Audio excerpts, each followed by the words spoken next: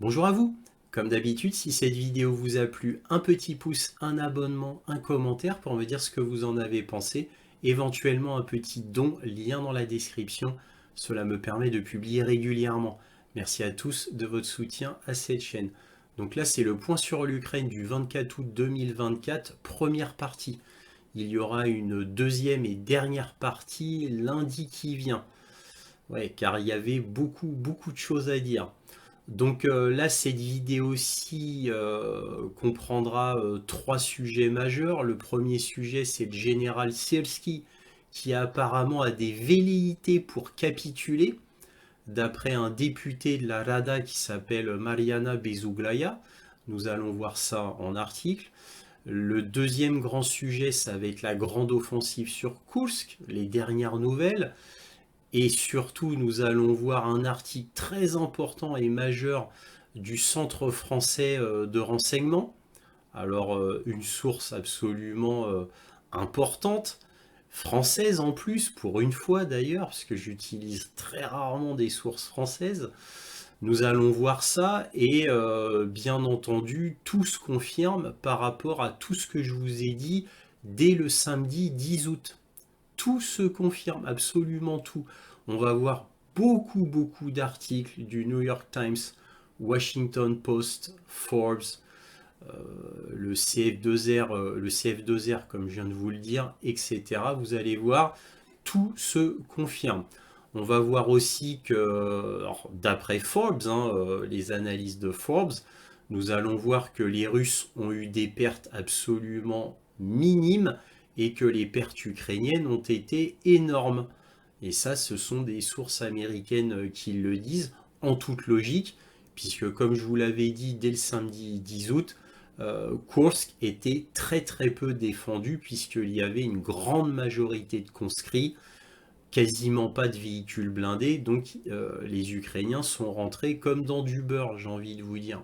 Ils ont fait bien sûr beaucoup de prisonniers conscrits, mais bon, Moscou a dû réagir extrêmement rapidement pour contenir les forces ukrainiennes. C'est ce qu'ils ont fait, comme je vous l'ai déjà dit, principalement grâce aux avions de combat, aux hélicoptères de combat, mais aussi pour amener des troupes sur place grâce aux hélicoptères lourds de transport de troupes.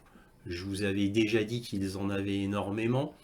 Bref, ils ont fait aussi des pontons pour pouvoir passer des troupes, parce qu'il y a une grande rivière quand même. Alors, les Ukrainiens ont détruit un pont important, ils en ont endommagé deux autres. Donc ce sont trois ponts qui sont à l'extrême ouest de Kursk, donc pas très loin de la Biélorussie. Alors dans les médias, on vous dit que ça va causer énormément de problèmes de logistique russe, nullement, puisque ce sont des ponts complètement excentrés dans l'extrême ouest. Donc bien évidemment, c'est pas ici que la logistique russe devait venir, mais plutôt de l'extrême est ou au maximum au nord de Kursk, mais pas de l'extrême ouest, bien évidemment. Si vous regardez une carte, c'est absolument évident. Mais bon, bref, passons, parce que ça, c'est un détail, le coup des ponts. Alors évidemment, les Russes font des pontons, bien évidemment. Les pontons sont visés, bien évidemment, aussi par les forces ukrainiennes. Donc c'est à qui sera le plus rapide et à qui tiendra le plus les pontons.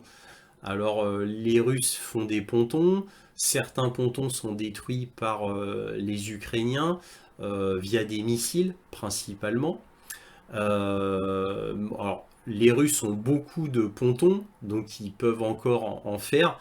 Alors évidemment, il ne faudrait pas que non plus ça s'éternise comme ça énormément. Il ne faudrait pas qu'ils perdent une dizaine ou une quinzaine de pontons, les Russes, parce que là, ça deviendrait problématique pour eux. Pour l'instant, ce n'est pas le cas, et encore une fois, la rivière qui pourrait empêcher une certaine logistique, elle peut être passée via des hélicoptères de transport de troupes ou des hélicoptères de transport de matériel militaire. Donc c'est pas le plus grave. Et évidemment, les Russes, eux, faisant des attaques sur les lanceurs de missiles ou les MLRS, les HIMARS, etc., ben, l'Ukraine ne pourra pas tirer éternellement des missiles non plus. Là, on va le voir dans les articles, donc c'est un véritable massacre concernant les soldats ukrainiens. D'après les Russes, je dis bien d'après les Russes, on n'y croit pas, il y aurait eu 5137 soldats immobilisés, blessés ou tués côté ukrainien, 432 véhicules blindés immobilisés ou détruits côté ukrainien et 69 chars côté ukrainien immobilisés ou détruits. Alors si les chiffres russes sont exacts ou plus ou moins exacts, ben c'est absolument catastrophique côté ukrainien. Donc vous vous douterez bien que les Ukrainiens ils vont pas pouvoir faire cela longtemps. Donc, et on verra aussi toujours via les articles que tout le monde est d'accord, je dis bien tout le monde est d'accord concernant les experts interrogés pour dire que c'est peine perdue.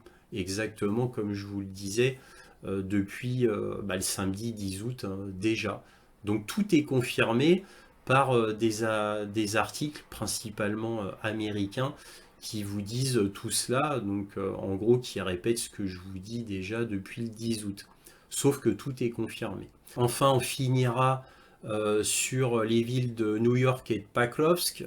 New York, la ville vient de tomber entre les mains des Russes. C'était une ville stratégique pour l'Ukraine. Pas l'endroit le plus important pour l'Ukraine, mais un des endroits les plus importants. J'ai envie de vous dire, c'est en troisième position derrière Pakrovsk et Tchassivial.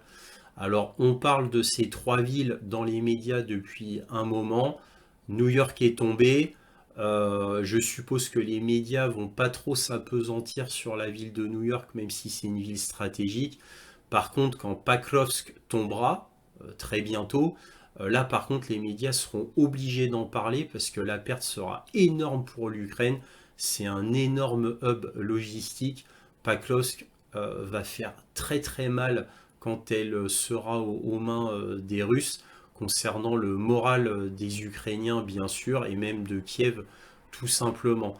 La prise de Pakrovsk sera suivie bien évidemment de la prise de Tchassivial, qui est l'endroit le plus important sur le front au moment où je vous parle. Tchassiviar, c'est le dernier grand verrou qui permettra aux Russes de prendre plus au nord-ouest Kramatorsk et ensuite Slaviansk.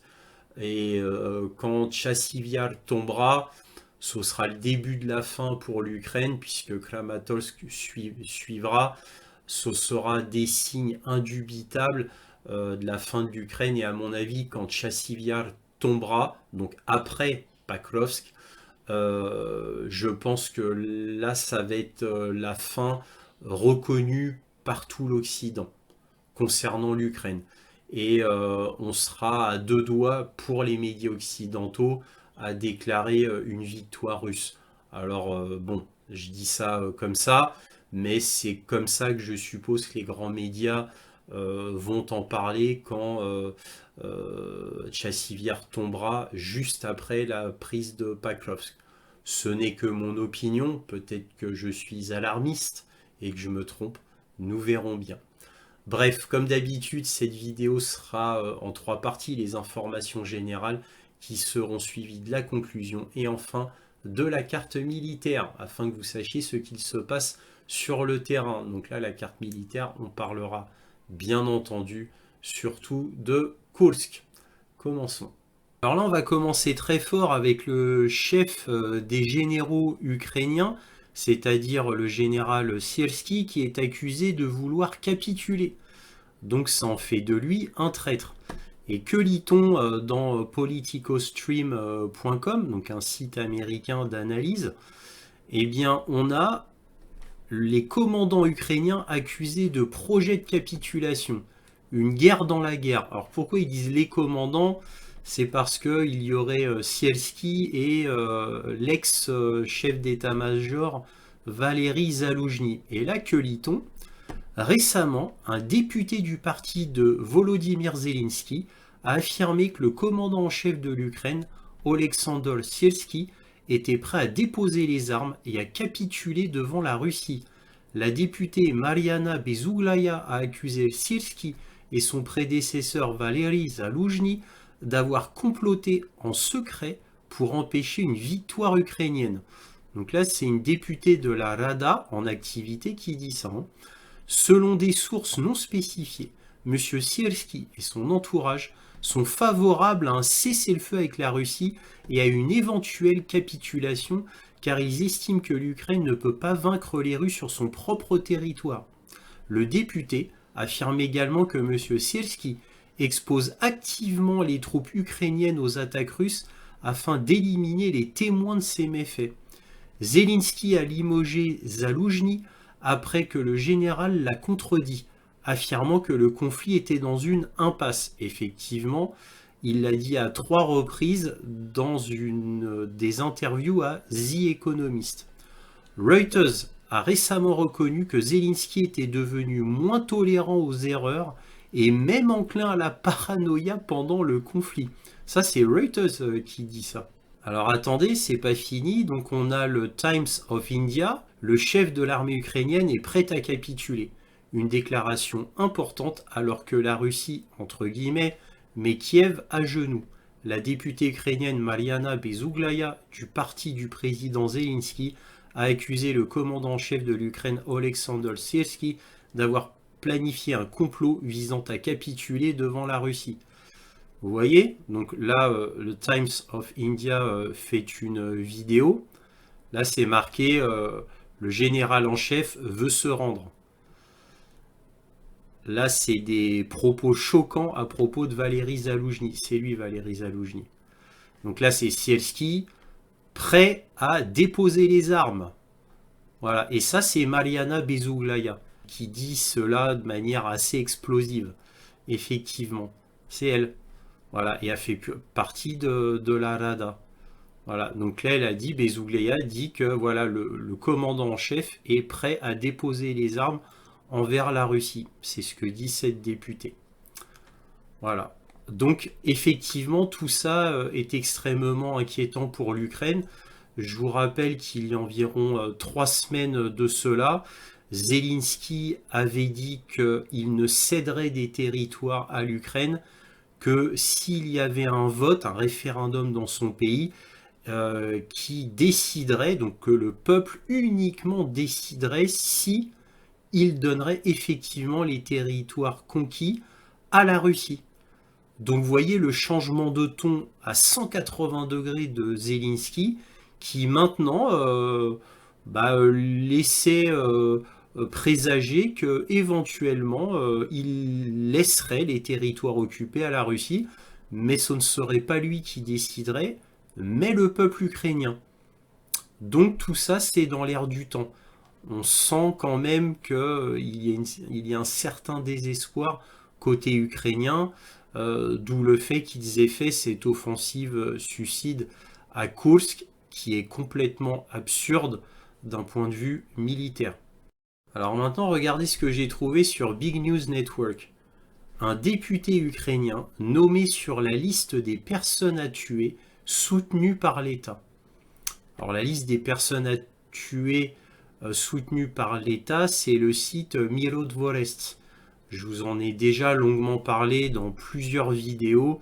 Il y a certes longtemps de cela, mais j'en ai parlé à maintes et maintes reprises, donc je ne vais pas y revenir. Donc là, on retrouve encore Mariana Bezuglaya. Et là, que lit-on? Mariana Bezuglaya a été accusée d'avoir discrédité l'armée du pays en attaquant verbalement les généraux. Le tristement célèbre site internet ukrainien Mirotvorest a mis sur liste noire la députée Mariana Bezuglaya pour avoir ciblé à plusieurs reprises de hauts responsables militaires du pays. La base de données gérée par l'État a été créée pour collecter et suivre les données personnelles des personnes que des modérateurs anonymes considèrent comme des ennemis de l'Ukraine. Certaines des personnes répertoriées ont été tuées après avoir été dénoncé par le site. Donc ce site Mielo Dvores, bon, je précise quand même pour ceux qui ne connaissent pas, c'est une kill list, hein, une liste des personnes à tuer tout à fait officielle qui est gérée par le SBU, par la CIA et par Varsovie. Alors comment on sait tout ça? Bah, c'est tout simplement quand vous allez sur le site de Mielo Dvores, c'est marqué tout en haut à droite de l'accueil du site que c'est géré par la CIA et Varsovie, en Pologne, la capitale de la Pologne. Donc, et le site en lui-même est géré par le SBU, donc les services de sécurité ukrainiens. Je vous rappelle qu'Adrien Boquet, celui qui était passé sur nos plateaux télé en France, qui avait relaté son histoire en tant qu'humanitaire et ex-militaire français au sein d'un bataillon Azov, mais encore une fois dans un cadre humanitaire, avait été témoin du fait que le bataillon Azov souvent parlait aux prisonniers et s'ils étaient officiers, il leur mettait une balle dans la tête et s'ils n'étaient pas un officier, il leur tirait une balle dans le genou. Donc il avait témoigné de cela sur les plateaux télé en France. Évidemment, après, il a été interdit de plateau télé et il a dû s'exiler de la France. C'est Adrien Boquet qui était devenu soudainement célèbre en France. Et il a dû quitter la France et laisser sa femme et ses 2 enfants derrière lui. Donc il y a une tentative d'assassinat sur lui en Turquie, à Istanbul. Il y a échappé de peu, grâce à sa formation militaire, il a pu échapper à une tentative d'assassinat. C'était 2 hommes du SBU qui ont essayé de le tuer, mais il a pu en réchapper et ensuite il a eu la protection des services secrets turcs et enfin des services secrets russes. Là maintenant il est réfugié en Russie et il ne peut plus revenir en France, d'après ses dires. Bref, on a eu aussi Dalia Dugina qui a été lâchement assassinée en explosant sa voiture. Elle était aussi sur le site de Mielo Dvores. Donc il y a toute une liste, hein, il y a quelques milliers de personnes, dont plusieurs centaines d'enfants et à partir de 12 ans. Alors concernant la grande offensive sur Kursk et les dernières nouvelles, on va commencer avec un article du New York Times qui nous dit « Lors de l'incursion en Ukraine, des conscrits russes racontent leur reddition en masse. Plus de 300 prisonniers ont été traités dans une prison en Ukraine fournissant au pays un fonds d'échange indispensable pour de futurs échanges de prisonniers de guerre. » Donc là, c'est les conscrits qui ont été capturés ou qui se sont rendus lors de la grande offensive ukrainienne sur Kursk. Et là, que lit-on ? La loi interdit aux conscrits d'être déployés hors de Russie, mais, à court de main-d'œuvre ou aveugle au risque, l'armée les utilise pour surveiller la frontière. Vous vous imaginez un petit peu cette phrase qui est d'une hypocrisie et d'une mauvaise foi absolument insupportable. La loi interdit aux conscrits d'être déployés hors de Russie. Donc la Russie fait des choses tout à fait légales avec ses conscrits, qui sont chez eux, en Russie. Mais regardez comment ils tournent ça. Mais à court de main-d'œuvre ou aveugle au risque, l'armée les a utilisés pour surveiller la frontière. Bah, ça veut dire quoi ça ? Qu'ils auraient dû utiliser des soldats du front ?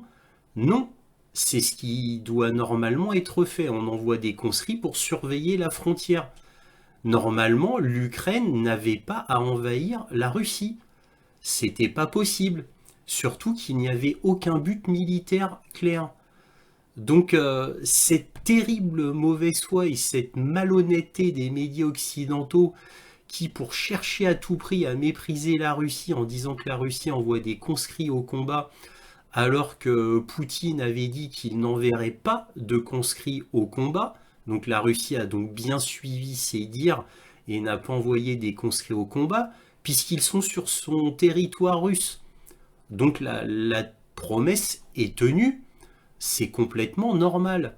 Et quelle gloire pour l'Ukraine d'aller attaquer une région quasiment pas défendue, à part avec des conscrits souvent entre 18 et 21 ans.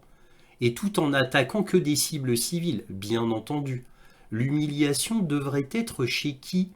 Cela ne voudrait pas-il dire que comme l'armée ukrainienne n'est pas capable de se battre sur le front, elle va là où il n'y a pas de réel combat? Et que dire de prendre des forces armées qui, eux, se battent réellement sur le front et qui sont retirées pour aller se battre dans une offensive purement de propagande, devant laisser, bah, pour le coup, leurs camarades en sous-effectif bah, sur le vrai front, et donc les condamner à une mort certaine. Et par conséquent, condamner l'Ukraine à perdre pour toujours bah, plus de territoire. Donc quel est le camp qui devrait être honteux à la fin, si ce n'est l'Ukraine? Sans compter qu'on est dans la malhonnêteté la plus totale au niveau des médias. Bon bref, je referme la parenthèse. En Russie, les conscrits représentent le bas de l'échelle d'une armée à deux vitesses qui a pris forme dans la période post-soviétique. Ils sont enrôlés après le lycée et servent généralement pendant un an en effectuant des tâches subalternes comme pelleter la neige sur des bases de Russie profonde. J'adore le mépris absolu des conscrits russes, hein. Vous avez noté, c'est ce mépris total. Les soldats sous contrat sont des volontaires mieux payés et ils portent le poids des guerres en Syrie et en Ukraine. La prison du nord de l'Ukraine, où sont détenus les conscrits interrogés vendredi, a déjà traité 320 prisonniers de guerre, dont 80% sont des conscrits selon le directeur. Les chiffres n'ont pas pu être vérifiés de manière indépendante. Mais bon, bref, quant à la malhonnêteté des médias, on n'a pas fini, on va voir CNN. Donc là, cette fois, CNN, qui nous dit « Poutine avait promis que les conscrits mal formés ne seraient pas envoyés à la guerre. Aujourd'hui, ils sont sur le front. » Vous imaginez un petit peu cette malhonnêteté qui est peut-être encore pire que le New York Times, parce que là, cette malhonnêteté est encore plus claire. Donc des conscrits mal formés, bah, des conscrits entre 18 et 21 ans, oui, ils sont forcément pas des soldats d'élite, hein. Voilà. Et ne seraient pas envoyés à la guerre. Bah non, ils n'ont pas été envoyés à la guerre, ils gardaient leurs frontières en Russie. Aujourd'hui, ils sont sur le front. Donc là, ils accusent la Russie du fait que les conscrits sont sur le front. Bah oui, mais qui les a envoyés sur le front? Personne. Là, c'est le front qui s'est déplacé à eux, par surprise, mais ce n'est pas eux qui ont été envoyés sur le front. Donc, vous voyez cette malhonnêteté terrible. Le président russe Vladimir Poutine a fait une grande promesse lorsqu'il a lancé sa guerre contre l'Ukraine. Les conscrits ne participeraient pas au combat. Mais alors que Moscou s'efforce de contenir l'avancée des troupes ukrainiennes sur son territoire, les familles des jeunes soldats déployés dans la région tirent la sonnette d'alarme. Vous voyez cette malhonnêteté absolument incroyable et insupportable. Donc, bref, c'est comme ça, c'est la propagande et il faut s'y habituer, ça a toujours été. Et comme la situation est désespérée, eh bien, propagande désespérée. Alors là, on va voir trois articles très importants venant de grandes sources occidentales et je suis très content parce que ces trois articles confirment point par point toute l'analyse que je vous avais faite le samedi 10 août. Donc tout ce que je vous avais dit qui devait arriver, eh bien arriva. Et même j'ai envie de vous dire, parce que c'est pas fini, va arriver. Puisque en réalité, le résultat est inéluctable. Alors nul besoin d'être grand clair. Je vous ai montré cet article de Forbes avec un analyste finlandais qui déjà avait dit en conclusion de Forbes que c'était une offensive uniquement de propagande éphémère. Et là, je cite cet analyste militaire finlandais. Bon, il n'expliquait pas dans le détail pourquoi exactement c'était éphémère. Il disait en gros que les grosses lignes, comme quoi bon, bah, l'Ukraine avait pris des hommes du Donbass pour aller faire cette offensive et que ça ne pouvait qu'échouer. Sauf que moi, dans mon analyse du samedi 10 août et celles qui ont suivi, j'ai été très précis. Je vous ai expliqué le pourquoi du comment. Et tout se révèle vrai voilà, avec le temps. Donc ça, c'est bien. Alors, que lit-on dans le Washington Post? Les Ukrainiens saluent l'avancée en Russie, mais craignent qu'elle se fasse au détriment de l'Est. Alors que les forces russes gagnent du terrain dans l'Est de l'Ukraine, certains se demandent pourquoi Kiev consacre autant de ressources à s'emparer du territoire russe plutôt qu'à défendre le sien. Phrase très pertinente, effectivement. Là, que lit-on? C'est un dilemme auquel le président Zelensky est confronté alors que lui et son commandement militaire ont engagé du personnel et des armes précieux, notamment certaines des brigades d'assaut d'élite ukrainiennes et des véhicules de combat fournis par l'Occident dans l'opération Kursk. Ça, c'est ce que je vous avais dit la semaine dernière. Il y a des brigades très prestigieuses comme la 80e et la 82e brigade mécanisée d'Ukraine, hein, qui sont parmi les plus prestigieuses. Donc en gros, on envoyait des troupes d'élite. Jusqu'à présent, Moscou a résisté à l'idée de détourner ses troupes de sa principale offensive dans l'est de l'Ukraine, près de Pakrovsk, forçant Zelensky à faire un choix délicat, s'en tenir au plan de prise de terre russe qui pourrait constituer un puissant atout de négociation pour de futurs pourparlers de paix, ou se retirer pour renforcer une ville clé en Ukraine, c'est-à-dire dans le Donbass, c'est-à-dire faire revenir ses troupes dans le Donbass. Donc vous voyez un peu l'absurdité. Alors l'absurdité au niveau militaire, comme j'en ai déjà parlé à plusieurs reprises dans les points sur l'Ukraine, mais c'est à plusieurs niveaux, pas que sur le plan militaire. Regardez ce qui est dit. Et d'ailleurs, effectivement, ils ont raison, Washington Post, Zelensky l'a dit. Le fait de prendre des terres en Russie même donnerait un levier de négociation pour de futurs pourparlers de paix. Alors, à plusieurs reprises, je vous avais dit que cet argument était absolument ridicule, dans le sens où ça va mettre en colère Vladimir Poutine et il va refuser toute négociation. Bah oui, il ne pouvait en être autrement. Il ne pouvait en être autrement.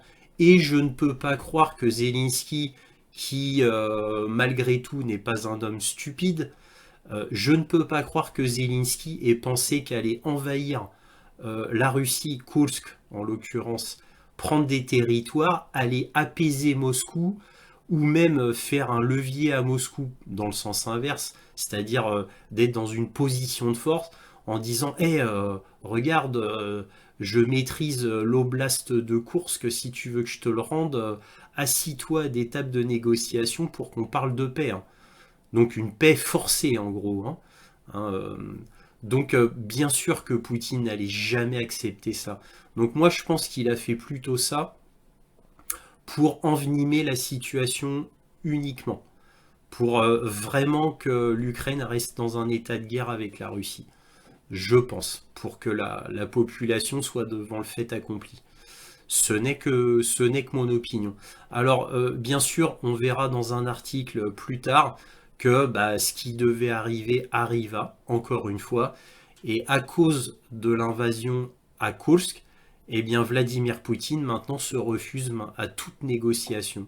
Comme bien entendu tout être normal euh, déciderait cela. C'était une évidence absolue, comme je vous l'avais prévu, comme je vous l'avais dit déjà le samedi 10 août.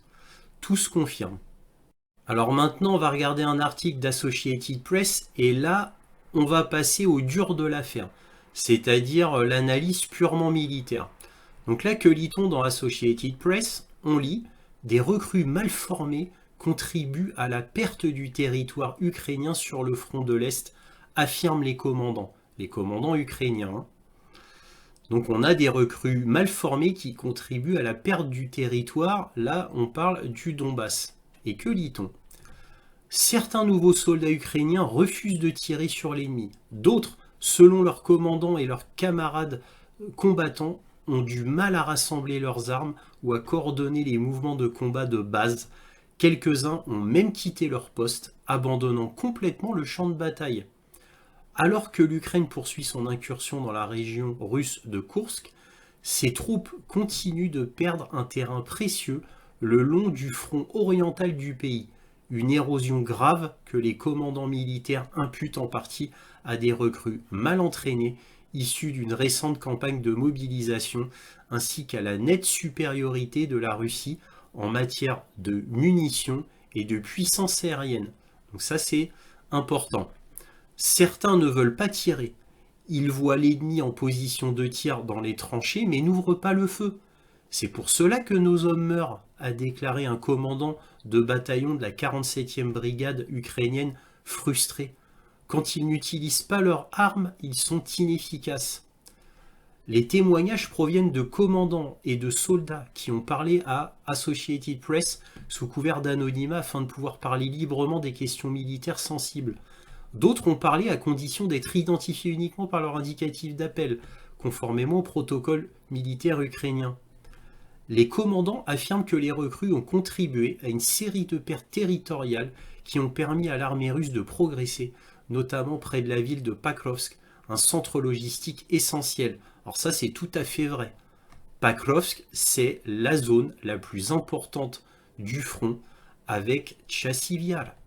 Si elle tombe, la défaite mettrait en péril les défenses de l'Ukraine et rapprocherait la Russie de son objectif déclaré de s'emparer de la région de Donetsk. Les soldats russes ne sont désormais plus qu'à 10 km. Donc vous avez vu, les soldats russes ne sont plus qu'à 10 km de Pakrovsk. C'est ici Pakrovsk. Là, c'est la ligne de front. Donc, effectivement, c'est très inquiétant. Donc là, ils imputent tout au fait que l'Ukraine envoie des soldats pas formés ou très très mal formés. Cela dit, rien n'est nouveau parce que je vous avais déjà montré 2 articles du Washington Post avec des témoignages de commandants ukrainiens qui déjà se plaignaient d'avoir des gens qui n'y connaissaient absolument rien, qui n'avaient pas été formés même au maniement de base des armes. Donc rien de nouveau sous le soleil. Ils ont expliqué qu'ils devaient planifier des opérations avec des fantassins, incapables de tirer sur des cibles et ignorant la topographie de base. Certaines recrues manquaient tout simplement de confiance dans les plans de bataille de leurs supérieurs et quittaient leur position préparée. Frustrés par la qualité des nouveaux conscrits envoyés au front par les centres de recrutement territoriaux, les commandants cherchent désormais à mener leur propre campagne de mobilisation pour mieux sélectionner et former les nouveaux combattants, ont déclaré plusieurs commandants et soldats.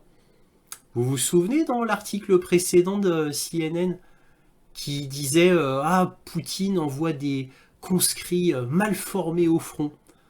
Donc double mensonge, parce que les conscrits n'étaient pas mal formés, ils avaient une formation de conscrits, et ils n'étaient pas envoyés au front.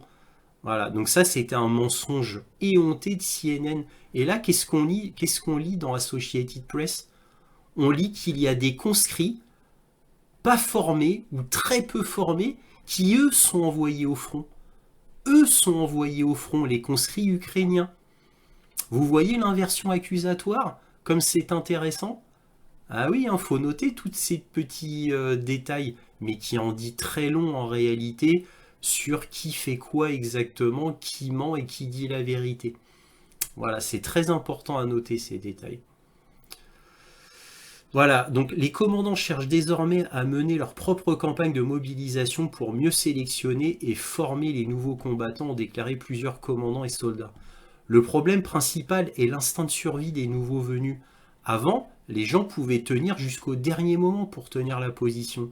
Maintenant, même lorsqu'ils sont bombardés, ils reculent, a déclaré un soldat de la 110e brigade. Alors la 110e brigade, elle est connue. Elle est connue comme une des plus nulles d'Ukraine. En fait, à un moment donné, je vous avais raconté l'anecdote, il y a de cela peut-être 2 mois, quelque chose comme ça. Il y avait la 47e brigade mécanisée, ils avaient été à Tchassivyar, cette 47e brigade, et comme ils ont vu que c'était un bordel monstre, ils ont fait demi-tour. Donc ils ont dit ah non, on va pas là-dedans. Et qu'est-ce que l'Ukraine a fait? Pour remplacer la 47e brigade qui devaient participer à une rotation à Tchassiviar. Donc pour faire absolument la rotation en temps et en heure, ils envoyaient la 110e brigade, la seule qu'ils avaient sous le coude dans le coin. Et malheureusement, c'est une des pires brigades de l'Ukraine. Donc ça a beaucoup aidé les Russes, ça c'est sûr. Tout le monde ne se retourne pas et ne fuit pas la bataille, a-t-il ajouté. Non, il y a des gens motivés, mais ils sont très, très peu nombreux, a-t-il dit. Le poste est occupé tant qu'il y a des gens motivés et engagés. Dans certains cas, de nouvelles recrues terrifiées ont fui le combat. Cette peur crée la panique et le chaos, a déclaré le commandant du bataillon de la 47e brigade. C'est aussi la raison pour laquelle nous avons perdu. Le commandant du bataillon a déclaré que les efforts déployés pour former les nouveaux arrivants étaient insuffisants. Ils ne reçoivent même pas le niveau de formation le plus bas requis pour nos actions de combat, a-t-il ajouté. Les nouveaux hommes n'ont pas suffisamment d'expérience dans l'assemblage et le maniement de leurs fusils, a-t-il dit. Ils n'ont pas non plus appris à coordonner des tâches de combat en petits groupes ou à utiliser des tactiques même simples, a-t-il ajouté. Depuis le poste de commandement, j'aimerais donner des ordres à des petits groupes d'infanterie, mais je ne suis pas sûr qu'ils soient capables d'exécuter ces ordres, car il manque de coordination et de communication, a-t-il déclaré, ajoutant « Parfois, j'ai envie de me tirer dessus ». Vous vous rendez compte un petit peu? Donc c'est terrible, hein. Pendant ce temps, l'avancée fulgurante de l'Ukraine sur le territoire russe a ralenti après 2 semaines, ne réalisant que de faibles gains, signe possible que Moscou contre-attaque plus efficacement. Donc là, effectivement, ça s'est ralenti, mais c'est normal puisque l'Ukraine ne pouvait pas continuer comme ça, étant donné que la logistique, qui était très bonne au départ pour les Ukrainiens, se dégrade de jour en jour, bien évidemment, alors que la logistique et les forces russes ne font que s'accumuler sur Koursk, bien sûr aussi. Donc en tous les cas, vous voyez que ce tableau est très très sombre, et tellement sombre que ce commandant il a envie de se tirer dessus. N'oublions pas, il y a quelques semaines, dans un article du Washington Post, je vous avais montré le témoignage de commandants ukrainiens qui disaient que nous, des fois, on n'a plus vraiment de soldats, on est obligé de prendre des électriciens, des mécaniciens, etc. Bref, des gens de la maintenance qui ne sont pas censés se battre, ils sont censés faire que de la maintenance, et pourtant, faute de soldats, ils étaient obligés d'envoyer ces gars de la maintenance.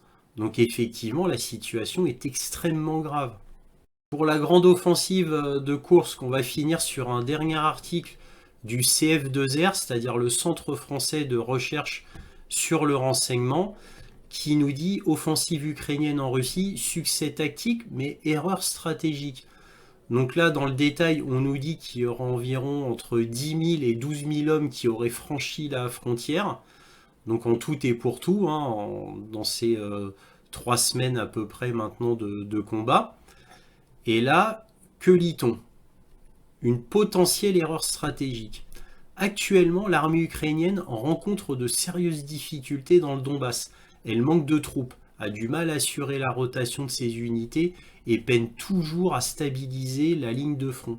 Dans ce contexte, il est compréhensible que les autorités russes n'aient pas pris au sérieux les renseignements concernant cette offensive, tant elle semble aller à l'encontre des principes militaires de base. Donc ça, c'est une possibilité que je n'avais pas pensé, effectivement.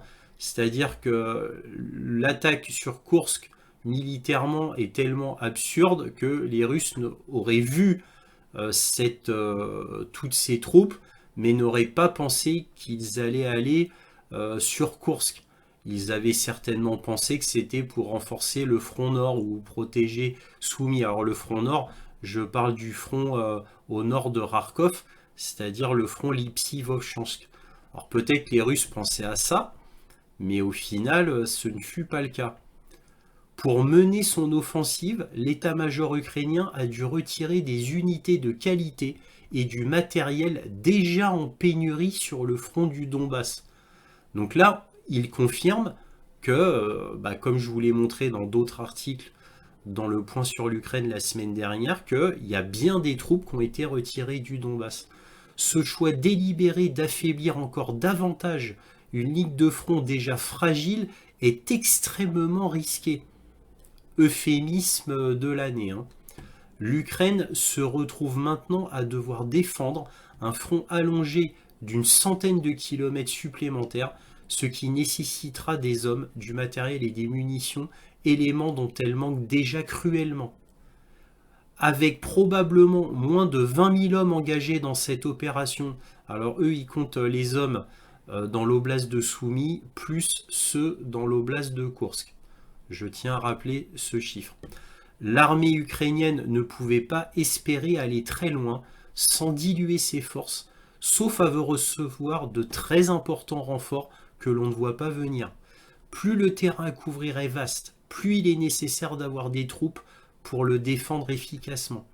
Il semble donc que l'étendue maximale de leur avancée ait été atteinte aux environs du 12-13 août 2024, bien loin de la ville de Koursk ou de sa centrale nucléaire. Car oui, on parlait que c'était pour s'emparer de la centrale nucléaire ou prendre Koursk. Ou les deux, on ne sait pas. Donc bon, ça c'est des hypothèses, Kiev n'a absolument rien dit et ne dira jamais rien. Dès lors, l'armée ukrainienne devra faire face à des renforts russes et à un bombardement intensif par des moyens aéroportés, avions et drones, ainsi que par l'artillerie. Donc là c'est très dangereux. Donc il doit faire face à des renforts russes qui bombardent intensivement, qui utilisent des moyens aéroportés, donc hélicoptères, avions de combat, ainsi que l'artillerie.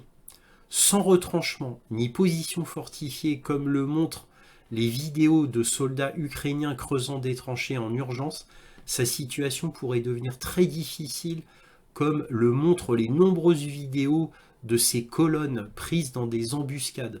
Cela pourrait finir par coûter plus cher aux Ukrainiens qu'aux Russes en termes de pertes humaines et de matériel. De son côté, la Russie doit répondre à l'avancée ukrainienne, mais militairement parlant, elle n'a pas nécessairement intérêt à éliminer ce saillant trop rapidement. En effet, ce saillant peut servir à diluer les moyens militaires ukrainiens dans la continuité de la stratégie russe amorcée avec son offensive limitée dans la région de Kharkov, qui a pour but d'accélérer l'usure des forces ukrainiennes. Alors là, ce paragraphe est vital. Il est extrêmement important, puisque c'est ce que je vous dis depuis toujours, j'ai envie de vous dire. Là, ils disent, en termes un petit peu compliqués, que les Russes se tiennent à une guerre d'attrition, une guerre d'usure, et que là, ce saillant, c'est-à-dire cette offensive ukrainienne à Koursk, en fait, pourrait servir les Russes, puisque les Russes peuvent faire, entre guillemets, un massacre, donc user l'armée ukrainienne en les laissant entrer, entre guillemets, c'est-à-dire en ne voulant pas fermer ce saillant, en ne voulant pas détruire complètement tout de suite cette offensive ukrainienne, toujours dans l'esprit de la guerre d'attrition. Alors moi je vous l'ai dit à 2 reprises que peut-être, je dis bien peut-être, que cela soit fait exprès et que c'était prévu par les Russes, puisqu'on a une grande source de renommée internationale qui s'appelle Alexander Mercuris, qui a reçu 2 mois avant le 6 août, je dis bien 2 mois avant le 6 août, un courriel d'un contact à Moscou, un russe à Moscou, qui lui disait que il y aurait une grande offensive certainement ukrainienne sur Koursk, parce que les Russes avaient délibérément affaibli ce point de frontière afin d'appâter l'armée ukrainienne pour qu'elle tombe dans un chaudron et se fasse massacrer dans ce très gros chaudron. Alors évidemment à prendre avec des pincettes, mais c'était à souligner. En tous les cas, là, cette analyse du CF2R est très pertinente. Et évidemment, je vous en avais déjà parlé la semaine dernière. Donc très très intéressant. Et là, on va finir, alors là, vous allez voir la conclusion du CF2R, elle est absolument terrible. Ce n'est pas la première fois que l'armée ukrainienne crée la surprise en lançant des opérations dans des endroits inattendus. Malheureusement, il semble que ces actions soient, une fois de plus, motivées par des objectifs principalement politiques et médiatiques, plutôt que par une stratégie militaire bien réfléchie. Donc ça, c'est terrible. Là, ils disent, l'offensive, c'est juste un coup médiatique. Voilà, mais ce n'est pas une stratégie militaire. Le gouvernement à Kiev semble privilégier les coups d'éclat, des coups de com qui ont peu ou pas d'impact réel sur le cours de la guerre, en se concentrant sur des actions spectaculaires mais peu efficaces. Le pouvoir politique risque de compromettre l'efficacité de ses forces armées en les épuisant dans des opérations qui, bien que remarquables, sans véritable stratégie sous-jacente. Cette tendance à se focaliser sur le génie tactique ukrainien, entre guillemets, donc ça c'est très moqueur, ça c'est très moqueur de la part du CF2R, occulte la finalité stratégique qui devrait guider les choix militaires. Les guerres ne se gagnent pas à coups de scoop médiatique ni de symboles. Là franchement ils épargnent pas du tout Kiev. La stratégie ukrainienne dans ce conflit devient de plus en plus obscure. Les actions entreprises semblent parfois contre-productives à long terme. Obtenir le prix du public, alors là, dis donc, ils insistent. Donc, en gros, ils insistent à fond pour dire que c'est qu'une action de propagande, une action de com, comme c'est dit plus haut. Donc, obtenir le prix du public est peut-être gratifiant, mais cela n'offre aucun avantage opérationnel. On peut se demander si cette approche est le résultat de la dépendance du pays vis-à-vis de ses sponsors étrangers. Là, ils vont très loin, ou si le gouvernement ukrainien a fini par croire à sa propre propagande. Vous imaginez un peu la phrase finale? Qu'en gros, c'est le résultat de la dépendance vis-à-vis des sponsors étrangers, c'est-à-dire en gros que c'est l'OTAN qui a décidé de cette grande offensive, ou si c'est le gouvernement ukrainien qui finit par croire sa propre propagande. Vous imaginez un peu? Tout ça vient du Centre français de recherche sur le renseignement, CF2R, vous imaginez un peu? C'est hallucinant. Quand j'ai lu ça, j'ai halluciné, quoi. Donc, bref, tout cela rejoint exactement les analyses que je vous ai faites ces 3 dernières semaines. Cela les rejoint absolument parfaitement. Et j'ai envie de vous dire, là, CF2R le dit de manière très crue, j'ai envie de vous dire. En tout cas, c'était très intéressant à souligner concernant la grande offensive sur Koursk. Alors là, un article de Forbes d'une grande honnêteté et qui rappelle étonnamment l'article que je vous ai montré le samedi 10 août avec l'analyste militaire finlandais qui, dans sa conclusion, disait que cette grande offensive sur Koursk n'était que de la propagande éphémère, je cite. Donc ça, c'était dans Forbes. Et là, toujours dans Forbes, mais là au 17 août, qu'est-ce qu'on a? On a la vérité, étonnamment. En plein air et en mouvement dans l'oblast de Kursk en Russie, les forces ukrainiennes sont vulnérables et perdent de nombreux véhicules blindés. Alors, bien sûr, ils ajoutent quand même, mais les pertes pourraient en valoir la peine si l'Ukraine parvient à s'emparer d'une grande partie de Kursk et à la conserver. Alors évidemment, là, la petite conclusion est extrêmement amusante, parce que complètement absurde et grotesque, mais ils étaient obligés d'ajouter ça quand même, parce qu'ils ne pouvaient pas s'arrêter là. Sinon, ils auraient été épinglés médias pro-russes. Donc ils étaient obligés d'ajouter un petit truc absurde, histoire de faire un petit peu l'équilibre. Donc vous voyez, les pertes pourront valoir la peine si l'Ukraine parvient à s'emparer d'une grande partie de Kursk et à la conserver. chose complètement impossible comme on l'a vu déjà précédemment. Bref, et là que lit-on? Mais cette avancée galopante a coûté au corps d'invasion ukrainien, composé d'une demi-douzaine de brigades et de quelques bataillons indépendants ainsi que d'unités de soutien, un nombre important de précieux véhicules blindés et potentiellement des dizaines de soldats. Il n'aurait perdu que des dizaines de soldats. Bah oui, encore une fois, ils sont toujours dans la propagande obligée. Alors, ils veulent dire la vérité, mais ils doivent toujours rester dans l'équilibre, hein. Donc, ils ont perdu un nombre important de précieux véhicules blindés, mais des dizaines de soldats simplement. Alors, qu'est-ce que ça veut dire s'il y a un nombre important de véhicules blindés touchés? Ça veut dire que dans les chars et les véhicules blindés d'infanterie, il y avait un ou deux hommes dedans, c'est tout? C'est ça que ça voudrait dire? Bon, évidemment, vous avez compris qu'ils sont obligés de tourner ça comme ça.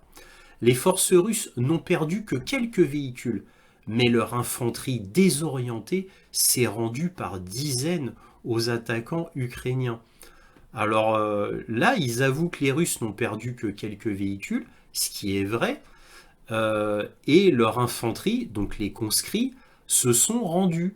Alors par dizaines, oui, c'est moi d'après ce que j'ai lu, d'après les rapports russes, il y aurait eu environ 115 conscrits en réalité qui se sont rendus en tout et pour tout. Mais bon, évidemment, ça peut évoluer les jours passants. Le ratio des pertes d'équipement, forte perte ukrainienne contre relativement peu de pertes russes, est inhabituel. Alors vous avez vu comment les médias ont du mal à, euh, à rester crédibles en donnant une partie de la vérité, mais ils ne peuvent pas la dire complètement. Parce que sinon, évidemment, ils pourraient être censurés. Donc on apprend effectivement que les pertes russes sont très faibles. Bah oui, comme je vous l'ai dit samedi 10 août, il y avait presque rien pour garder la frontière. Donc là, les Russes ont dû tout amener sur Koursk pour pouvoir défendre leur territoire. Donc en fait, tout est parfaitement logique. Alors là, je vais vous donner les chiffres donnés par le ministère de la Défense russe officiels concernant les pertes ukrainiennes depuis le 6 août. Je vous rappelle encore une fois, c'est les Russes qui disent cela. Est-ce vrai, est-ce faux? Je ne le sais pas. Donc je vous donne ce que disent les Russes officiellement. Je ne peux pas vous donner ce que dit Kiev officiellement, puisque Kiev ne dit rien sur absolument rien. Alors voici ce que ça donne. Donc d'après ce que disent les Russes, il y aurait eu 5137 soldats ukrainiens immobilisés ou morts, 69 chars immobilisés ou détruits, en tout 432 véhicules blindés immobilisés ou détruits, 158 véhicules militaires non blindés immobilisés ou détruits, 34 pièces d'artillerie immobilisées ou détruites, 5 systèmes de missiles antiaériens. Alors, parmi ces systèmes missiles antiaériens, il y aurait, d'après les Russes, 2 systèmes patriotes complets, ainsi qu'un système Iris-T complet. 11 lance-roquettes multiples, dont 3 HIMARS et un MLRS. 6 stations de guerre électroniques et 4 pièces d'équipement du génie. Voilà, donc ça c'est ce qu'on pouvait dire concernant les pertes ukrainiennes d'après les Russes pour la grande offensive sur Koursk. Alors là maintenant revenons une dernière fois sur la propagande ukrainienne. Donc là DPA International, Zelensky affirme que Kiev contrôle désormais une grande partie de la Russie. Une grande partie de la Russie, hein, carrément. Donc là Zelensky dit ça. L'Ukraine a réalisé de nouveaux progrès dans sa contre-offensive de la région russe de Koursk, a déclaré Zelensky. La citation. À ce jour, nos forces contrôlent plus de 1250 km² du territoire ennemi et 92 colonies. Alors les colonies, c'est les villages, hein, c'est ça les colonies. A déclaré Zelensky lors d'un discours devant des diplomates et des responsables ukrainiens. Les chiffres de Zelensky sur les gains territoriaux dépassent la plupart des estimations précédentes des observateurs militaires et sont difficiles à confirmer. Bah oui, tu m'étonnes. La plupart des experts reconnaissent l'inexactitude de leurs estimations en raison du nombre limité de documents visuels. Ah, là, un rare moment d'honnêteté journalistique à noter. En particulier, les forces armées ukrainiennes publient très peu afin de ne pas compromettre leur progression.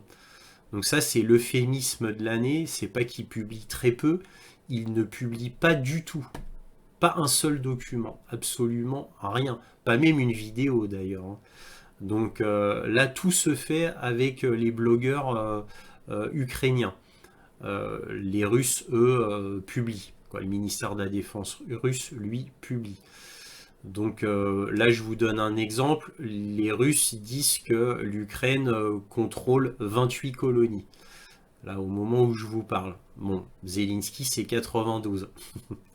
Voilà. Bon, après, chacun voit la propagande comme il veut, hein, si la personne est pro-ukrainienne ou pro-russe. Et là, j'en viens à l'article que je voulais vous montrer. Alors, toujours DPA International. Moscou juge les négociations avec Kiev impossibles après l'offensive de Koursk. Oh, quelle surprise! Donc voilà, c'est ce que je vous disais le samedi 10 août. Je vous avais dit qu'après cette offensive, normalement, Vladimir Poutine, en agissant en toute logique, ne devrait plus vouloir faire de négociations du tout, puisque je vous avais dit qu'il serait certainement en colère et qu'à partir de là, il refuserait toute négociation. Eh bien, encore une fois, c'était absolument une énorme évidence. Bien évidemment que ça devait se finir comme ça. Donc il n'y aura plus de négociations avec Kiev, surtout après l'offensive sur Koursk. Bref, ce qui devait arriver arriva. Alors quand j'ai vu cet article du New York Times, j'ai souri très largement. Alors je vais vous expliquer. D'abord, petite présentation, le New York Times est un média totalement pro-démocrate, donc à fond pro-Joe Biden, à fond pro-Kamala Harris, et complètement wokiste, comme d'autres grands médias comme CNN, Washington Post, etc. Alors, quand vous lisez cet article veut mettre en avant les femmes, comme quoi les femmes peuvent faire tous les métiers que les hommes font, donc peuvent remplacer, là, pour le coup, la main-d'œuvre des hommes ukrainiens. Que lit-on? La guerre épuise la main-d'œuvre ukrainienne dominée par les hommes. Les femmes entrent en scène. De plus en plus de femmes remplacent les hommes mobilisés dans l'armée, mais elles ne sont pas assez nombreuses pour pallier la pénurie de main-d'œuvre qui frappe l'économie. Alors, quand vous lisez l'article, alors bien évidemment, la chose la plus importante, c'est qu'ils mettent les femmes en avant. Les femmes peuvent tout faire aussi bien, voire même mieux que les hommes. Et là, on parle d'une mine, hein. On parle que dans les mines en Ukraine, hein. Donc en plus, c'est un travail très spécifique. Donc les femmes peuvent faire les choses aussi bien, voire mieux que les hommes. Donc on insiste très fortement sur cet article concernant cet aspect-là. Mais il n'y a qu'un petit problème. C'est que dans cet article, on insiste aussi sur le fait que les hommes ont disparu. Et ça, c'est un problème. Parce que il y a une pénurie de main-d'œuvre dans tous les domaines en Ukraine, hein, puisque l'article est très long. Et ils débordent sur les mines. Bien sûr, ils ne parlent pas que des mines, c'est toute l'économie qui frappe l'économie. Il y a une pénurie de main-d'œuvre générale qui frappe l'économie parce qu'il n'y a plus assez d'hommes. Mais alors, dans ces cas-là, quand on réfléchit 2 secondes, Zelensky disait qu'il y avait 31 000 soldats morts depuis le début de la guerre, depuis le 24 février 2022. En gros, à l'échelle d'une guerre, une poignée d'hommes, hein. L'Ukraine, avant la guerre, c'était 43 millions d'habitants, hein. 43 millions d'habitants, hein. 31 000 hommes. Allez, soyons gentils avec les mises à jour de Zelensky. Disons maintenant 40 000 hommes. Allez. Ils sont passés où, les hommes, pour qu'ils disparaissent de la société ukrainienne, entre guillemets, hein. C'est-à-dire qu'il y en ait énormément moins. Ils sont passés où, ces hommes? Voilà, vous voyez où je veux en venir. Donc en fait, sans le faire exprès, ils viennent de dire que bah, les hommes sont morts sur le front et qu'il faut bien les remplacer. Et oui, d'où l'entrée en scène des femmes. Donc tout ça tend à confirmer qu'il y a eu effectivement, comme le dit le colonel McGregor, plus de 660 000 morts côté soldats ukrainiens. Voilà, donc tout cela s'ajoute évidemment tous les jours, il y a de plus en plus de morts. Voilà, donc en gros Zelensky nous dit qu'il y a très peu de morts en Ukraine, que c'est vraiment pas grave, et puis d'un autre côté, bah, il n'y a plus assez d'hommes pour faire tourner la société ukrainienne. On peut se poser des questions. Alors là, très vite, c'est juste pour confirmer ce que je vous avais dit la semaine dernière sur le fait qu'un char Challenger 2 a été détruit par un drone russe à l'extrémité est de la zone d'invasion, c'est-à-dire dans le Donbass. Alors le drone en question qui a détruit le Challenger 2, c'est un Lancet 3. Il faut savoir qu'il y a deux types de Lancet 3. Il y a ceux à charge à fragmentation et ceux à charge anti-char, exprès anti-char. Et les Lancet 3 ont une charge explosive qui varie entre 3 et 6 kg. Bien évidemment, plus la charge explosive est lourde, moins l'autonomie du Lancet 3 est grande. Et plus la charge est faible, et donc plus il peut frapper loin, bien évidemment. Donc ça, c'est un char anglais de 71 tonnes, qui commence à être assez ancien comme char d'ailleurs. Et je rappelle que les Anglais en avaient donné 14 à l'Ukraine et qu'ils en ont perdu de manière avérée 2 en tout et pour tout à ce jour. Voilà, juste pour souligner ce fait. Alors là, très vite, on va parler de Paklovsk. Donc là, un article de Washington Post. Les civils fuient Paklovsk alors que l'armée russe s'attaque à cette ville clé de l'est de l'Ukraine. Et là, maintenant, on va regarder un petit extrait de LCI qui est très très intéressant et qui dit tout ce qu'il y a à savoir sur Paklovsk.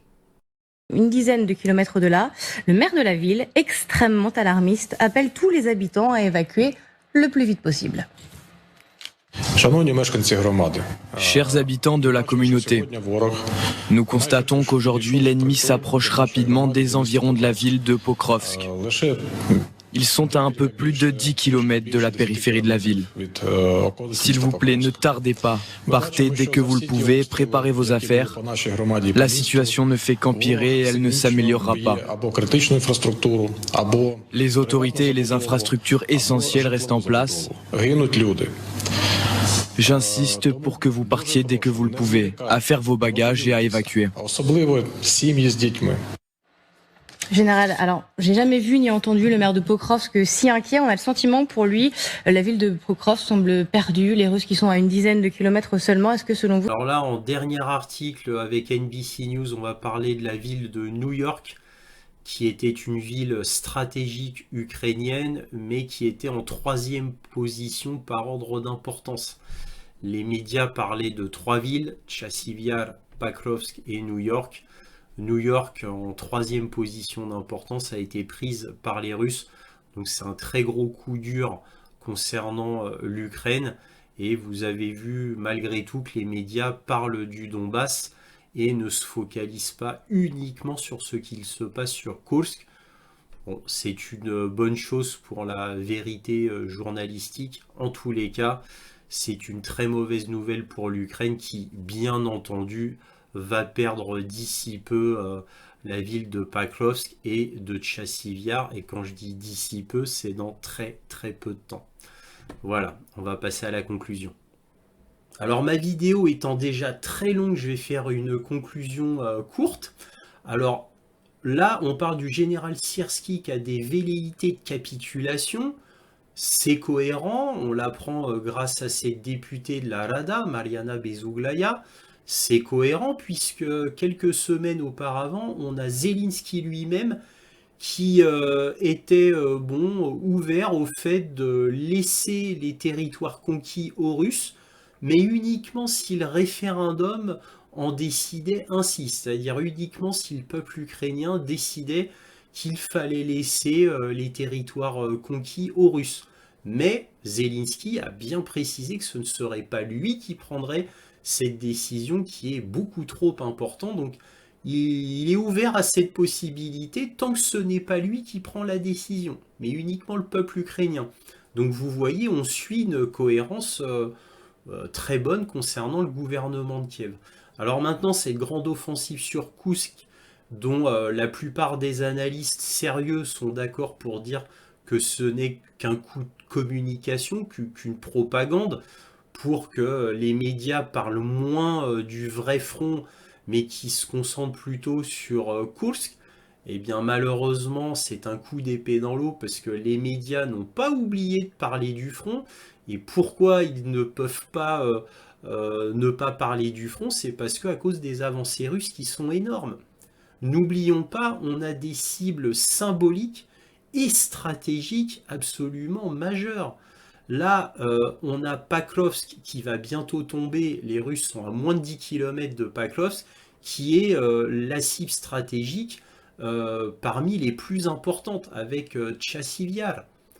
Tchassivyar, c'est un verrou. Paklovsk, c'est un centre logistique énorme. Donc Paklovsk tombe, bah, j'ai envie de vous dire, une majorité du front va tomber après Paklovsk. Là, on est à la fin de la fin, j'ai envie de vous dire. Donc là, on va avoir quoi là? On va avoir Paklovsk qui va être prise, on va avoir Tchassivyar qui va être pris, on va avoir Ougledar, bon, à la fin, celui-là, et imaginez-vous quand les Russes auront un pied dans Kupiansk. Tout ça sont des symboles militaires très forts dont les médias ne cessent de parler, mais là, quand cela arrivera réellement, c'est-à-dire quand les Russes auront pris ces villes, eh bien là, les médias seront bien obligés d'admettre que c'est la fin. Ben oui, parce que tout était concentré là. Là, c'est les dernières forces qui sont jetées contre les Russes. Je dis bien les dernières forces.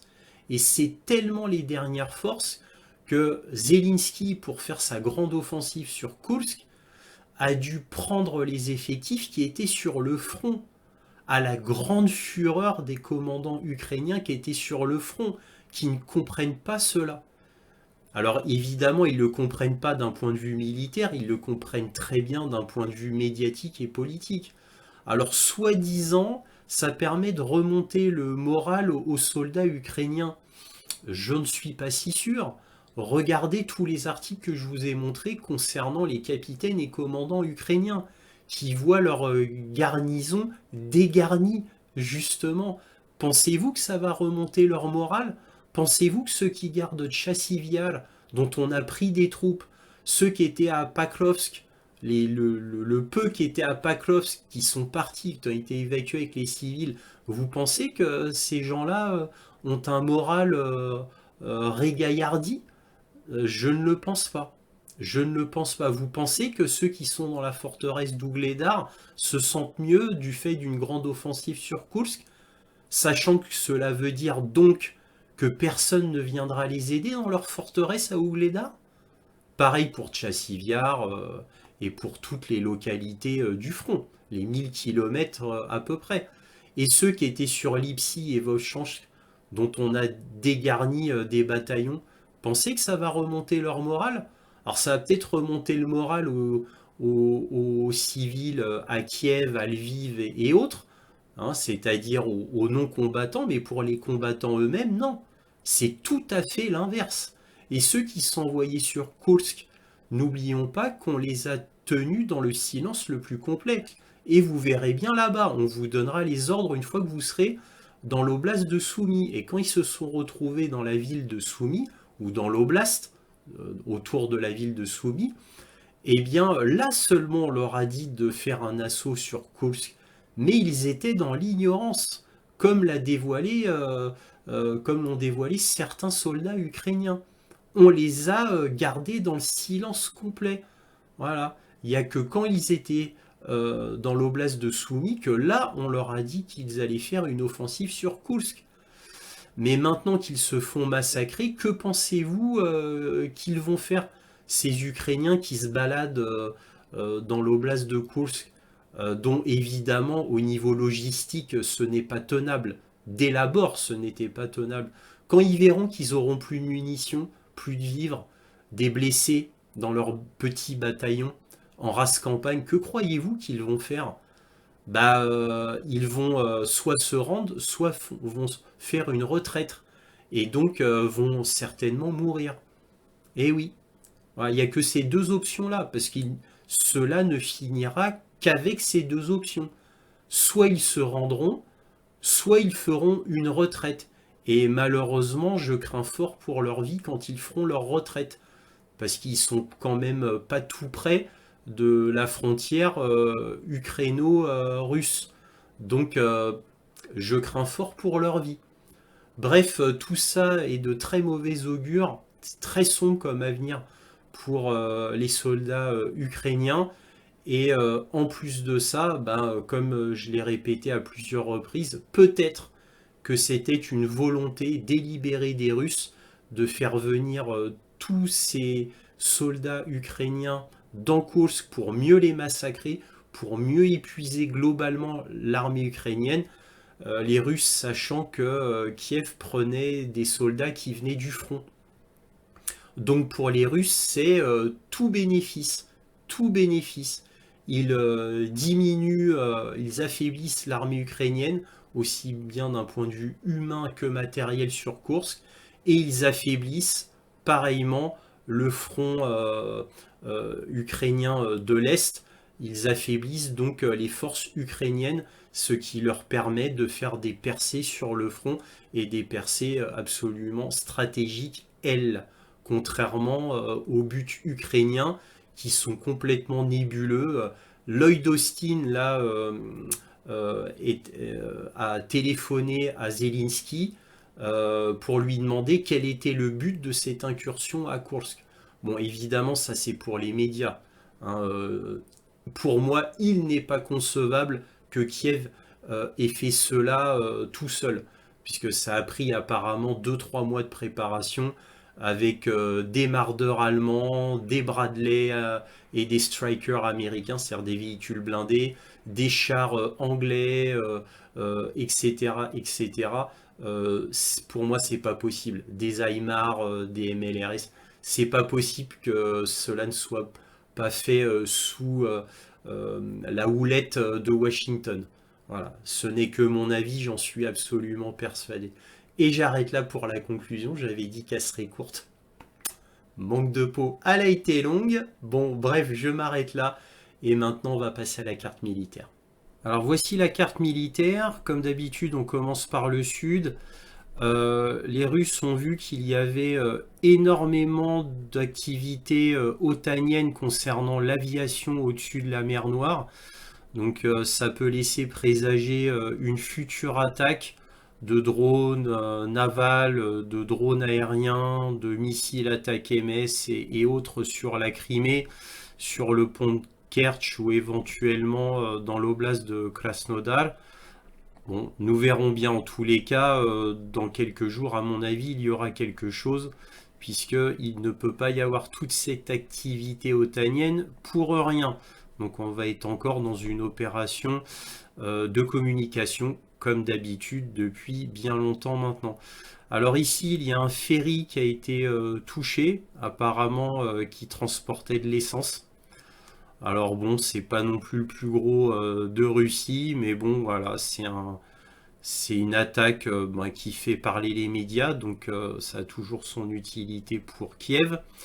Là, concernant Rostov-na-Donu, donc Rostov-sur-le-Don, il y a eu une attaque d'un dépôt d'essence ici, pas le plus gros non plus, mais bon, ça fait toujours bien de bombarder des cibles comme cela, des dépôts d'essence par exemple, qui sont assez peu gardés, il n'y a pas de système antiaérien, sauf concernant les plus gros dépôts d'essence ou les plus gros dépôts de munitions. Là, ils sont gardés en général par des systèmes antiaériens Pantsir et Tor, jamais par des S-300 et des S-400 qui, eux, ne gardent que des cibles vraiment très importantes parce qu'ils coûtent très cher.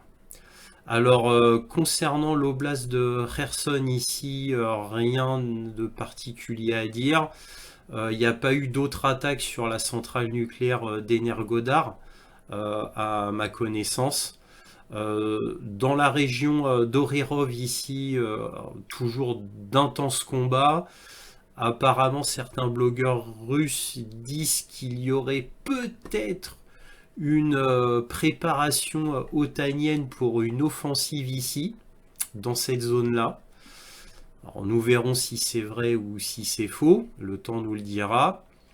Concernant Ougledar même, la dernière forteresse du front digne de ce nom, bah, rien de particulier. Par contre, et à partir de là, les Russes ont fait pas mal de gains. Donc là, les Russes ont avancé sur Vodiane. Alors, j'ai pas noté les précédentes lignes de front, mais c'était ici. Là, regardez mon pointeur. C'était là, donc ils ont avancé. Donc, comme vous pouvez le voir, la ligne principale d'approvisionnement d'Ougledar, ça fait longtemps que elle n'existe plus. Et tout est pilonné autour d'Ougledar. Donc en gros, ce qu'ont choisi les Russes, vu que vraiment c'est une véritable forteresse, c'est pour ça que ça fait maintenant quasiment un an qu'elle est entourée de bleu. Comme c'est une véritable forteresse, les Russes ont plutôt décidé d'abandonner les attaques, les offensives sur Ougledar. Maintenant, ça fait, j'ai envie de vous dire, ça fait quasiment un an que c'est comme ça. Et en gros, ils vont affamer, entre guillemets, en bloquant l'approvisionnement complet d'Ougledar. Donc la route d'approvisionnement principale, elle est bloquée depuis longtemps. Et en gros, ils essayent de bloquer toutes les routes via des attaques incessantes d'artillerie et de drones principalement, avec des petites incursions aussi à moto. Mais voilà, rien d'énorme, mais suffisamment pour bloquer l'approvisionnement d'Ougledar. Et à mon avis, ça va se faire comme dans bien d'autres localités. Il y aura une retraite et Ougledar va être abandonné. Parce qu'il n'y a que comme ça que ça peut se finir de toute manière. Donc Voïdiane va bientôt être pris par les Russes. Donc c'était un centre logistique pas énorme, mais significatif, important. Alors les Russes ont avancé aussi sur Kostiatynivka. Donc la ville va bientôt être prise. Alors là, c'était une ville assez importante. Donc vous voyez que l'avancée, en plus en zone urbaine, n'est vraiment pas négligeable. Là, j'ai entouré maintenant d'un carré pour que ça soit plus clair Kourakovié. Alors Kourakovié, les Russes n'ont pas avancé vraiment vers cette ville. Alors j'ai mis deux flèches, c'est pour montrer que les Russes veulent prendre Kourakovié à la façade est et à la façade nord. Donc Kourakovié, d'après ce que j'ai compris, c'est une ville qui va bientôt être évacuée, hein. Voilà, ça va faire exactement comme Pakrovsk. Parce que apparemment le maire de la ville a commencé à dire aux gens de se préparer. Il a juste dit qu'il fallait se préparer à partir. Il n'a pas dit qu'il fallait évacuer. Attention.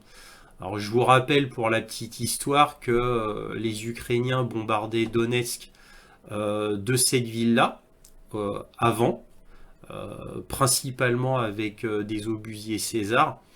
Et maintenant, ils bombardent Donetsk toujours avec des obusiers César principalement, même uniquement, même maintenant uniquement de Kourakovié.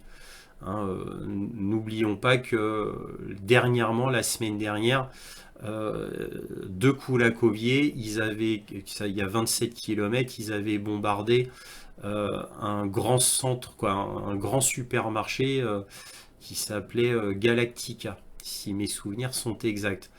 Donc voilà, depuis des années, donc ils bombardent Donetsk uniquement des cibles civiles, uniquement des cibles civiles. Et n'oublions pas, c'est toujours à Donetsk qu'un missile était tombé sur un grand marché de Donetsk en pleine heure de pointe. Et Kiev avait accusé la Russie de s'auto-bombarder des civils à Donetsk. Et en fait, c'était tellement énorme que le New York Times avait mené une enquête et c'est le New York Times qui avait accusé Kiev d'avoir attaqué ce supermarché en pleine heure de pointe. Et donc les masques étaient tombés et ça venait du New York Times. Voilà pour la petite anecdote.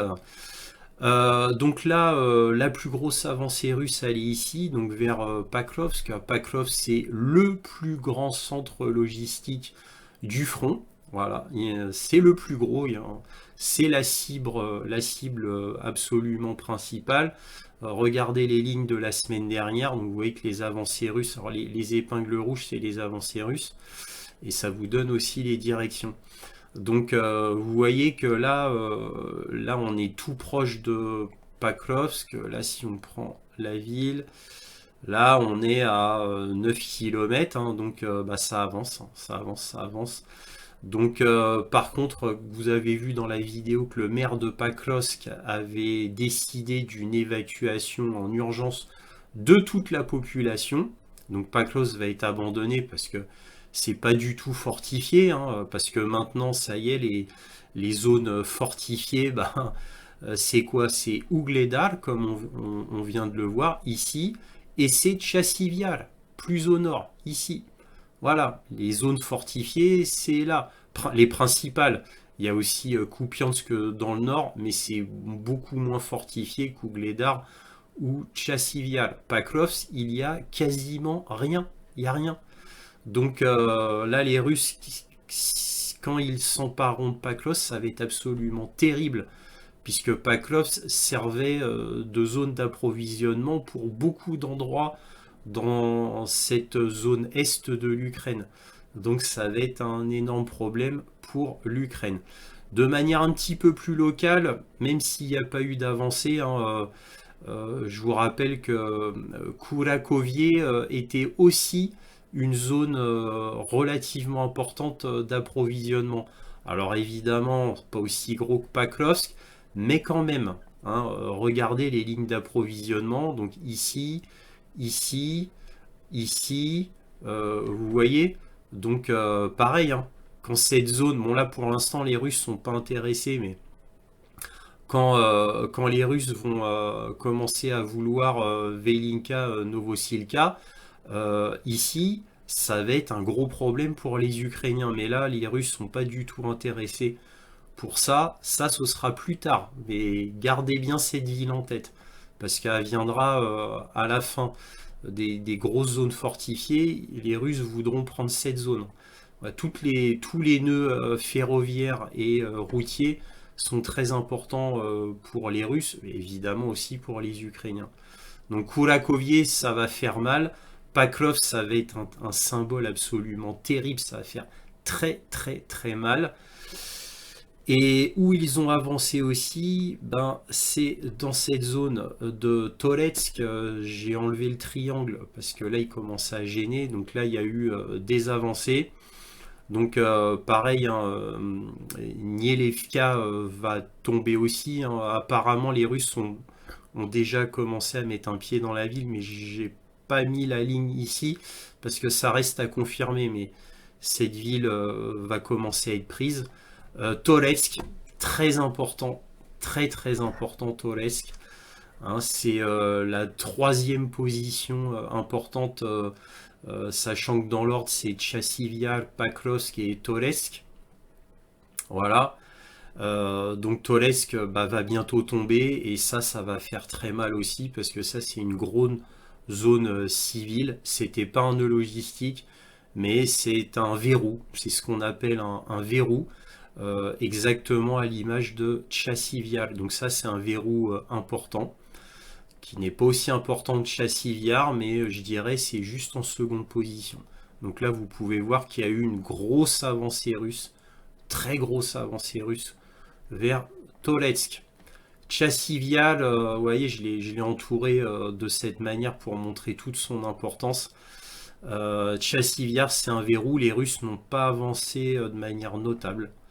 Et là, j'ai changé un petit peu les symboles pour vraiment montrer que c'est extrêmement important. Alors là, j'ai noté le symbole des velléités des Russes d'avancement. Donc dès que Tchassiviar sera pris, ils avanceront sur Kramatorsk.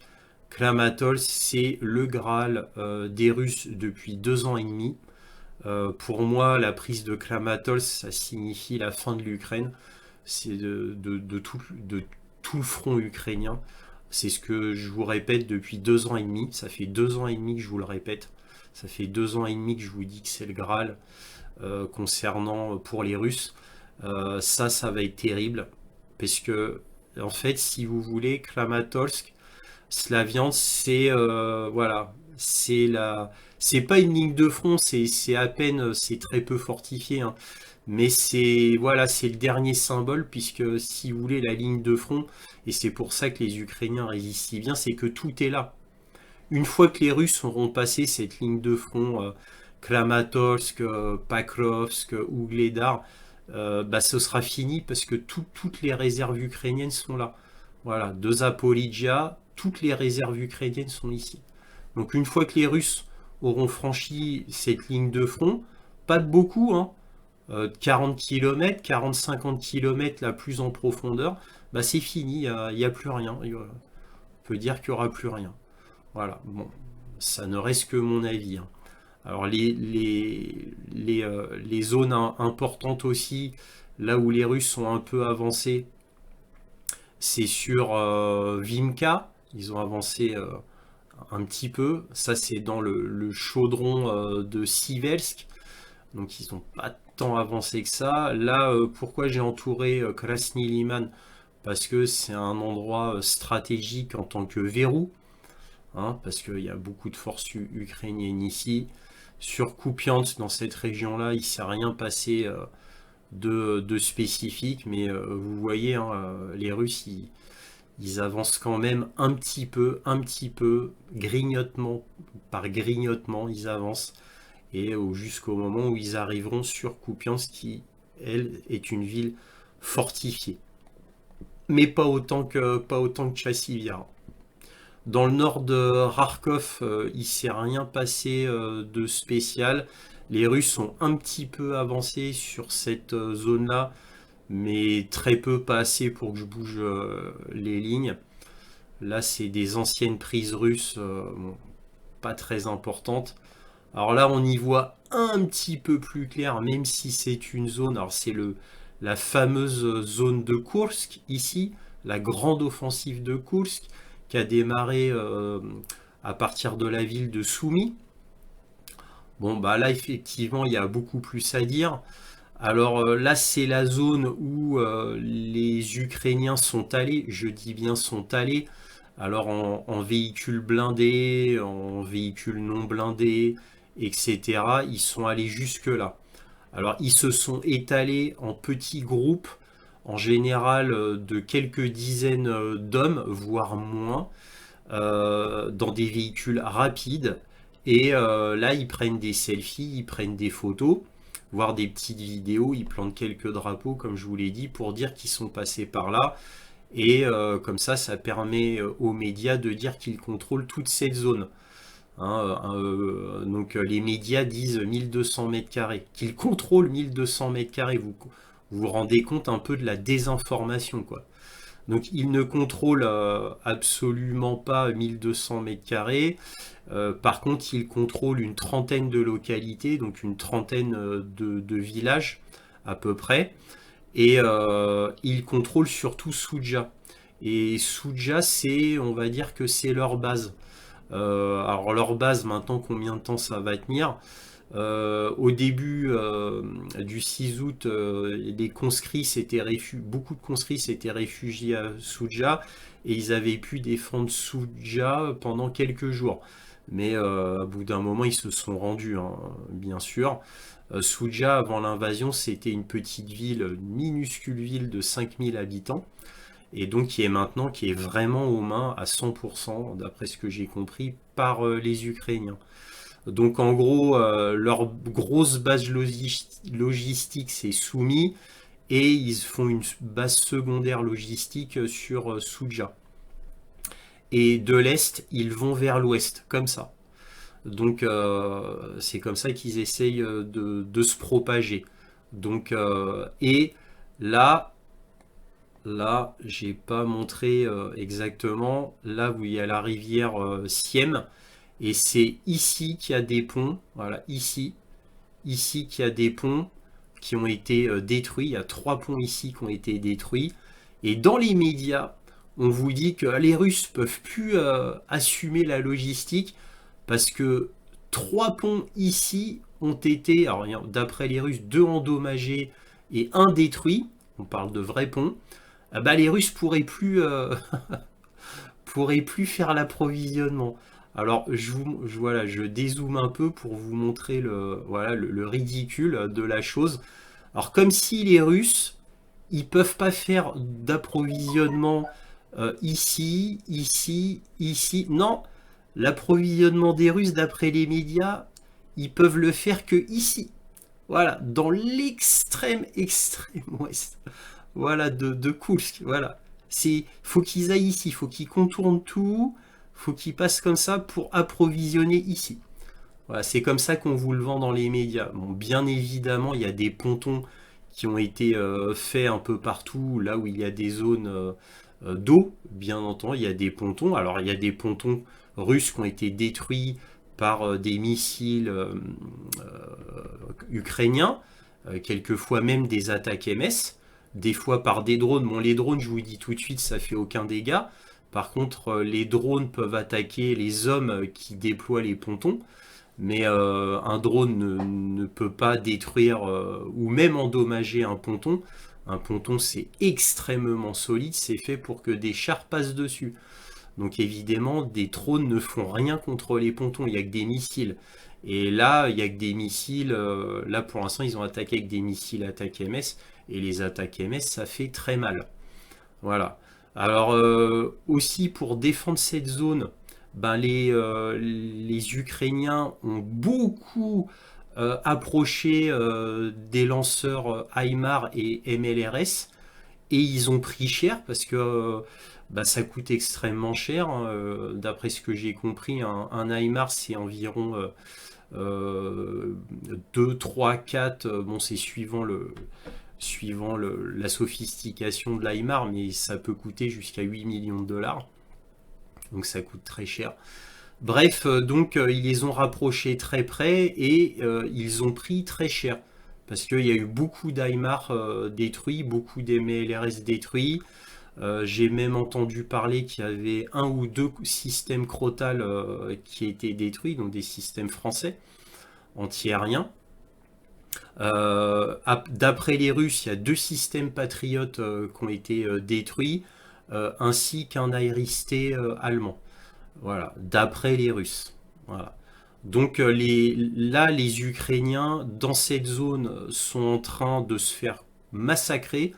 Alors non seulement ils se font massacrer, on parle de plus de 5000 blessés et tués côté ukrainien, on parle de plus de 430 blindés détruits ou immobilisés, et on parle de 69 chars détruits ou immobilisés. Donc les Ukrainiens prennent extrêmement cher dans cette zone, et évidemment ça peut pas continuer comme ça. Il y a un analyste français qui s'appelle Eric Dénessé, qui est très connu sur YouTube. C'est un analyste qui passe qui passe dans beaucoup de chaînes YouTube, dont TV Liberté, et pour lui, ça ne peut durer que quelques jours. Bon, c'est ce qu'il dit. Hein. Pour moi, je pense qu'il est trop alarmiste. Moi, je dirais pas en jours, je parlerais plutôt en semaines. Voilà, moi, je pense que ça va durer encore une semaine ou deux, avant qu'il soit complètement massacré et qu'il n'y ait plus de matériel. Ça ne reste que mon avis, nous verrons bien. L'Ukraine peut décider le tout pour le tout, vu que le fait d'attaquer sur Koursk est une décision qui est purement politique, hein, c'est pas une décision militaire, mais il est possible que pour ne pas perdre la face, c'est-à-dire pour que Zelensky ne perde pas la face, vu qu'il a employé beaucoup trop de moyens déjà sur Koursk, il peut pas revenir en arrière parce que là il risquerait sa tête au niveau politique, donc il est obligé de surenchérir. Et le problème, c'est que c'est un cercle vicieux parce que surenchérir veut dire prendre toujours plus de troupes dans le nord de Kharkov, sur Kupiansk, sur la zone de front la plus chaude, c'est-à-dire autour de Donetsk. Hein, c'est là où c'est le plus chaud, dans l'oblast de Donetsk.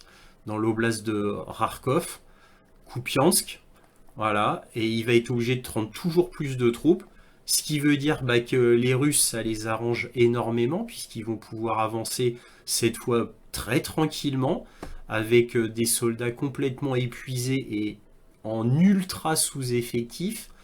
Voilà, donc c'est un suicide. En gros, c'est comme si Zelensky, déjà qu'il n'était plus que sur une jambe d'un point de vue métaphorique militaire, il est en train de se scier sa dernière jambe. Rien que pour un coup médiatique. Voilà, parce que ça ne reste qu'un coup médiatique, bien évidemment. Alors, concernant les Ukrainiens, on leur suppose deux objectifs apparemment. Alors moi, je n'y crois pas trop, mais bon, c'est ce qu'on dit. On dit que principalement leur objectif serait été de prendre la centrale nucléaire, qui est ici. Alors c'est pour ça que j'ai fait une grande flèche. On a même dit carrément prendre Koursk, mais c'est tellement absurde et ridicule que je veux même pas en parler de cette possibilité-là.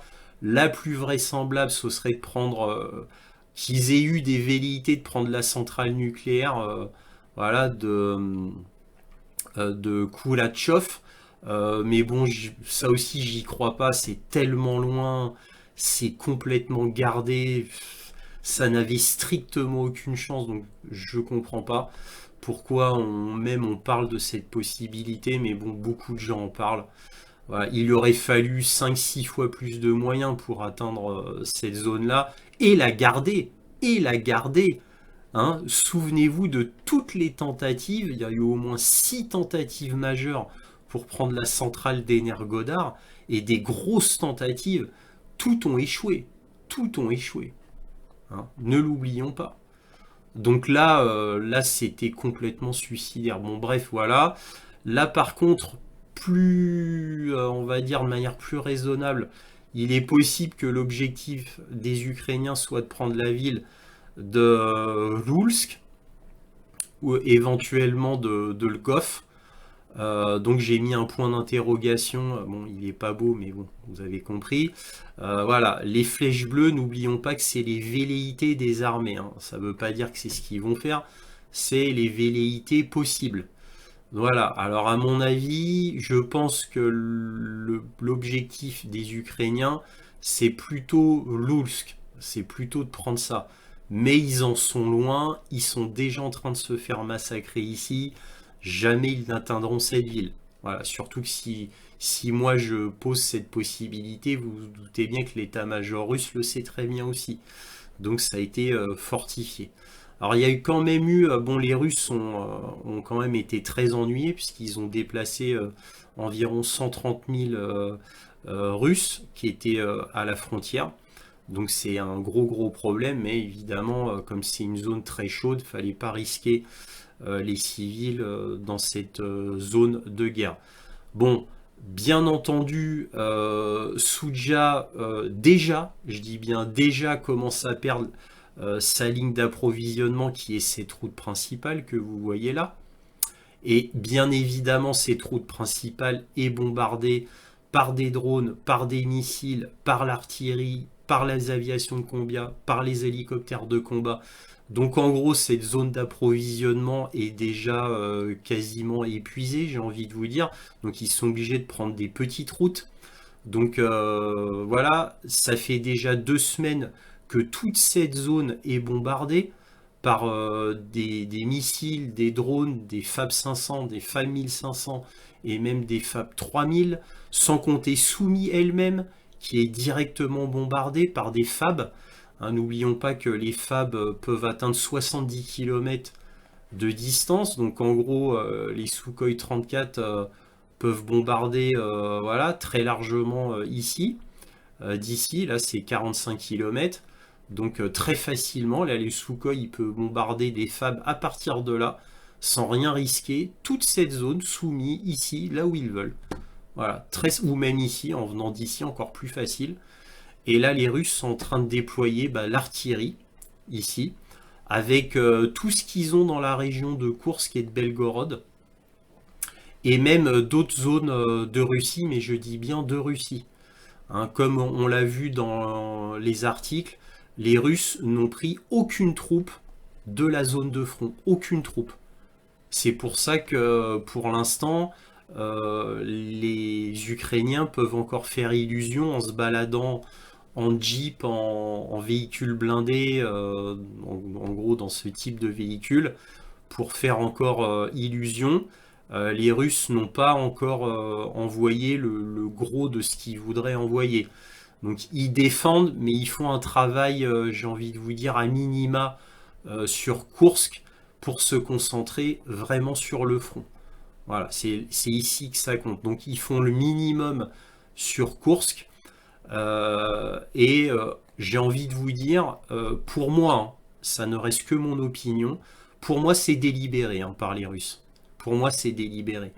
Donc me concernant, ça les arrange bien que l'armée ukrainienne s'engouffre ici dans Koursk. Ça permet aux Russes de les massacrer, d'épuiser complètement l'armée ukrainienne dans son ensemble et d'épuiser les fronts.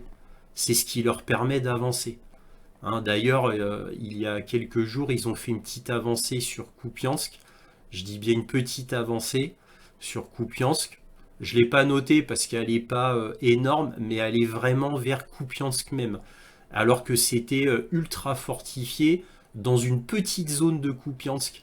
C'était extrêmement fortifié et ils ont pu passer cette fortification hein, qui était ici et en gros qui est la dernière ligne de défense avant d'arriver sur la ville. Et ils ont pu passer. Alors, de quelques centaines de mètres, alors j'ai pas voulu le noter, mais à mon avis c'est significatif comme quoi ils ont pris des forces ici. Donc moi je pense que les Russes veulent complètement épuiser l'armée ukrainienne ici. Ils laissent faire exprès. Juste à temps que ça s'effondre en gros. On est toujours dans la guerre d'attrition, la guerre d'usure, mais jusqu'au bout de sa logique.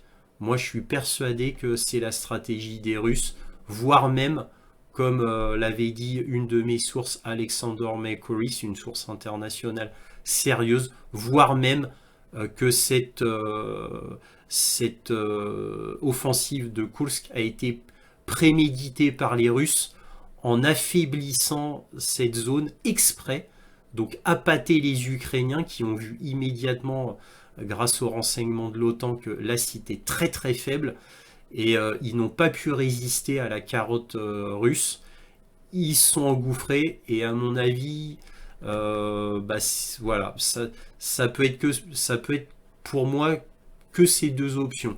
C'est-à-dire, soit c'est fait exprès par les Russes, comme le disait Alexander Mercury, soit là c'est pas fait exprès, c'était pas fait exprès, mais ils profitent de la situation pour massacrer un maximum d'Ukrainiens, pour détruire un maximum de véhicules blindés, de matériel otanien.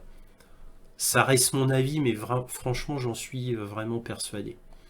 Alors ici, pourquoi il y a une épingle bleue? Parce que là il y a eu une tentative sur Zabrama, ici, sur cette petite ville de Zabrama. Là, il y a des soldats ukrainiens qui ont tenté de prendre cette petite ville et ils se sont fait massacrer. Donc ça a été une opération mort-née. Donc ils ont voulu ouvrir un nouveau petit front, mais qui a échoué dès le début. Voilà, alors là c'est une carte militaire exceptionnellement très longue, donc je m'arrête là. Voilà, donc si cette vidéo vous a plu, un petit pouce, un abonnement, un commentaire, c'est très important pour moi, éventuellement un petit don, lien dans la description. Merci à tous de votre soutien à cette chaîne, et toujours, soyez curieux.